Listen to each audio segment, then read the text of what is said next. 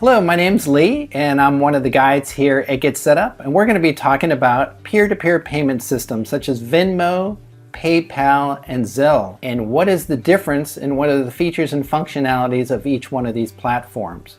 Feel free to jump into the chat, answer any polls, or provide any feedback along the way or even at the end. So we always look forward to your feedback. The largest system out there for peer-to-peer payments, that means I am sending money to somebody or receiving money from someone, and that's called peer-to-peer. Some people refer to it as P2P. Venmo is probably the most well-known as far as the names out there as a financial transaction system.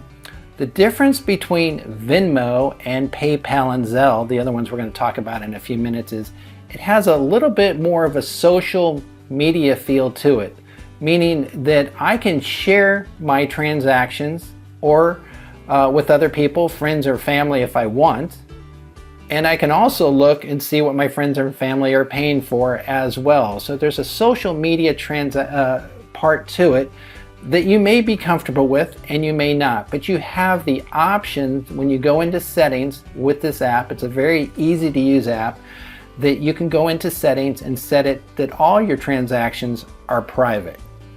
You can also use it on your phone, tablet, or a computer, but most of these apps that you'll download through the Play Store, whether you use Apple or Google. You can download these apps, any one of these apps, through the Play Stores, and they're very easy to use. The next one is PayPal. PayPal is the largest peer-to-peer platform out there, and ironically enough, they actually own Venmo. So there is a few similarities.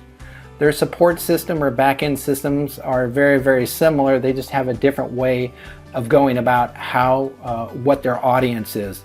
PayPal is the most widely used out there because it is accepted by merchants as well. So not only do they do peer-to-peer, but they also do merchant transactions. That might mean that you might pay a transaction online, or you may pay your utility bill or medical bills or online using PayPal, where you have the option to use a credit card.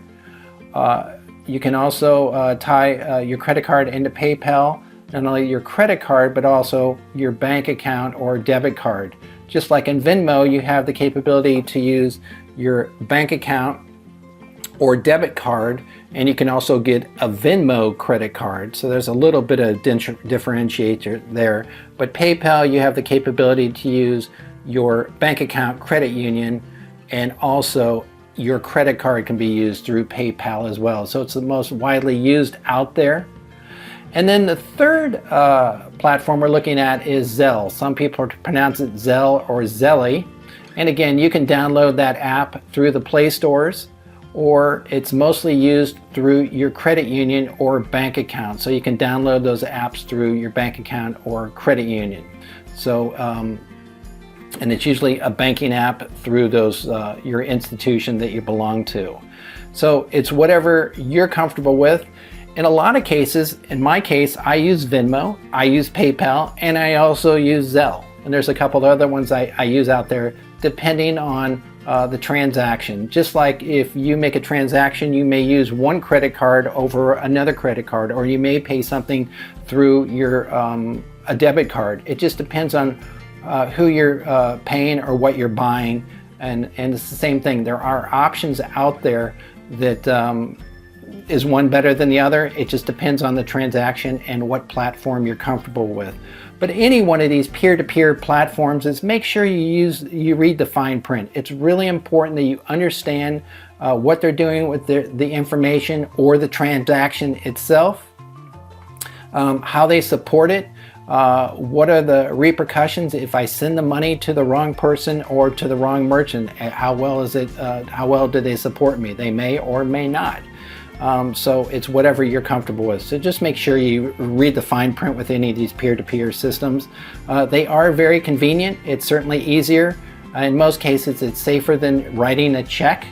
Most of us don't write checks any longer, but having access to pay for something or request money from somebody using your phone is very, very convenient.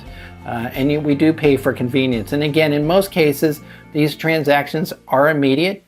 If it's a large transaction, they may hold it up for a day or two or three, just for security reasons, just so they can protect you or the person who's sending or even receiving. So they want to make sure all these transaction systems are encrypted.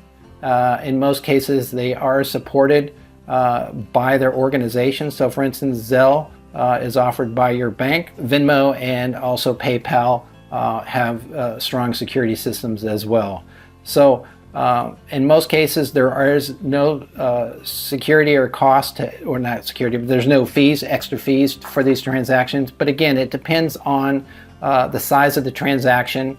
There may be a cost to it, just depending. Make sure you read the fine print, because they may hold it up for a day or two, or there might be a transaction fee in some cases where it's 2 or 3% for the transaction. Again, these companies have to make money. They have computer systems, they have some people that support it, they have to pay for those people. So in some cases, they do charge a 2 or 3% fee for that transaction, for that convenience, because it is very, very convenient.